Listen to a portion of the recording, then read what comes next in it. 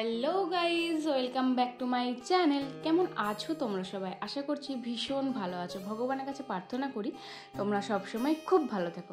তো চলে এসে আজকে আর একটা নতুন ব্লগ নিয়ে। আর আজকে ব্লগটা হচ্ছে আমি আমাদের জেঠিমাদের রান্নাতে মানে নিমন্ত্রণ ছিল, সেখানেই খেতে যাচ্ছি। মানে রান্না বলতে সেই অরন্ধন পুজো, যেটা মনসা পুজো হয় না, তো সেইখানেতে খেতে যাচ্ছি। আর একদম আমাদের পাড়ার থেকে আর একটা পাড়াতে আর কি। তো হেঁটে হেঁটেই চলে আসি, ঘরের কাছেই প্রায়। তো আমি, ভাই, মা আর ওইটা আমার একটা ভাইপো, দাদার ছেলে। মানে প্রতি বছরই নেমন্তন্ন করে, কিন্তু আসা হয় না, কারণ এই দিনেতেই আমাদের মামা বাড়িতেও রান্না থাকে। তো সেই কারণে মামা বাড়ি যাওয়া হয়, কিন্তু এই বছর মামা বাড়িতে একজন কেউ মারা গেছে, সেই জন্য রান্নাটা হয়নি, বন্ধ আছে। তো সেই কারণে যেহেতু এখানে আছি, তো জেঠিমা নেমন্তন্ন করছে, তো এখানেই চলে এলাম। তো জেঠিমা খুবই খুশি হয়েছে, কারণ কোনো বছর আমরা আসতে পারিনি। বাবা আসতো অবশ্যই, বাবা ভাইও মাঝে মাঝে আসতো বাবার সাথে। তো বাবা সেটা নিয়েই কথা হচ্ছিল যে বাবা থাকলে কত আসতো আর করতো, মজা করতো।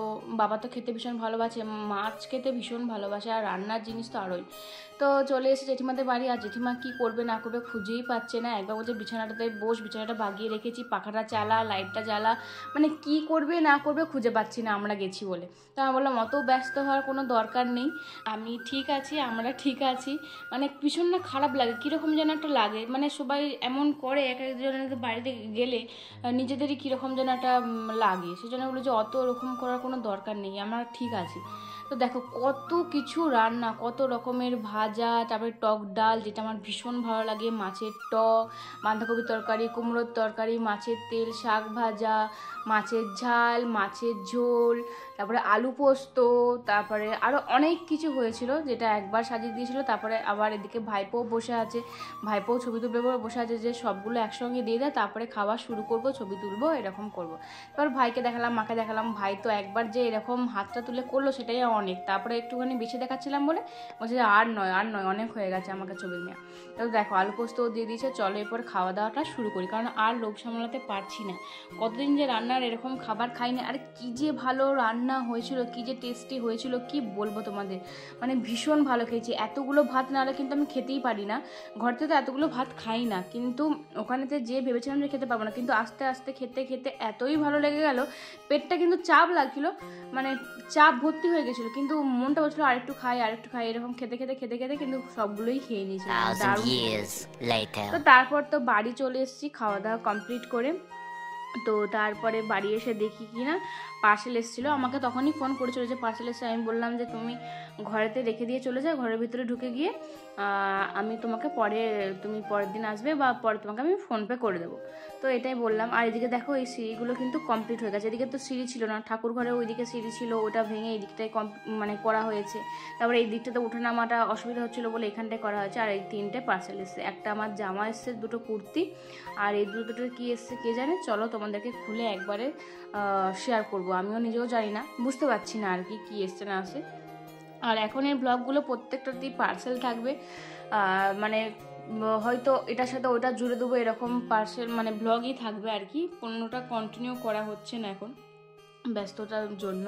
তো চলো মাকে বললাম কাঁচিটা আমাকে এনে দাও, তো মা এনে দিল। আর এই যে এই জিনিসগুলো এসে ছোটো ছোটো ছোটো ছোটো গাছগুলো, এটা ওই 6টা না কটা আছে বোধহয়।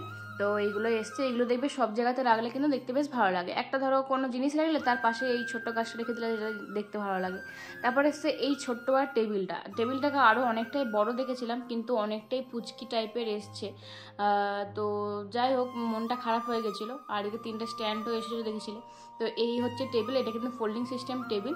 তবে এইখানেতে আপাতত এই গাছগুলো জাস্ট তোমাদেরকে রেখে দেখালাম, কিন্তু এই গাছগুলো রাখার জন্য কিন্তু এটা কিনিনি, এটা অন্য কিছু কারণেই কিনেছি। তবে ওই কিনেছিলাম, তো ওই জিনিসটা একদমই ছোটো যেহেতু এসে, তাহলে ওইটা রাখা যাবে না, তো অন্য কিছু জিনিস কিনে ওটাদের উপর রাখবো, সেটা তোমাদের সাথে অবশ্যই পরে শেয়ার করবো। তো তারপর তো শুয়ে পড়েছিলাম, ঘুমিয়ে পড়েছিলাম। তারপর সন্ধ্যাবেলাতে আর একটা পার্সেল এসছে। তো চলো কি এসছে তোমাদের সাথে সেটাও শেয়ার করছি। কি এসছে বলো তো, তোমরা কি গেস করতে পারছো? আসলে তোমরাই বলেছিলে যে আমার মাকে পলা পরতে, ওই সেই খয়েরি কালারে মেরুন কালারে যে পলাগুলো হয় সেটা। তো সেটা একটা তো কিনেছিলাম মিশো থেকে, তো যেটা বড়দি কিনেছিল। আর এটা হচ্ছে যে মেজদি কিনে দিয়েছে, তবে আমি অর্ডার দিয়েছিলাম, মেজদি কিনে দিয়েছে আর কি। এই যে ফেসবুক লাইভ থেকেই আমি পছন্দ করেছিলাম। দেখতে খুবই সুন্দর হয়েছে। এখানে ফ্ল্যাশ লাইটটা জ্বেলেছে বলে কীরকম দেখতে লাগছে, বাট সুন্দর, খুবই সুন্দর। সবাই তো বলছে এটা কি সোনার গড়িয়েছেন, খুব সুন্দর হয়েছে, খুব সুন্দর, সত্যি এত সুন্দর হয়েছে কি বলবো। তো বেশ সুন্দর হয়েছে, আমি একবার পরে নিলাম, তারপর মাকে বললাম মা তুমিও একবার পরো। আর ফেসবুক পেজটার নাম হচ্ছে কন্যা, একে কন্যা। তো বেশ ভালোই লাগলো, তোমরা যদি পারচেস করতে চাও তাহলে ওখানে কিনে নিও একে কন্যার কাছে। তো চলো আজকের মতন ব্লগটা এই পর্যন্ত, ভালো থাকে অবশ্যই লাইক কমেন্ট শেয়ার করে দিও। তো দেখা হচ্ছে পরে, বাই।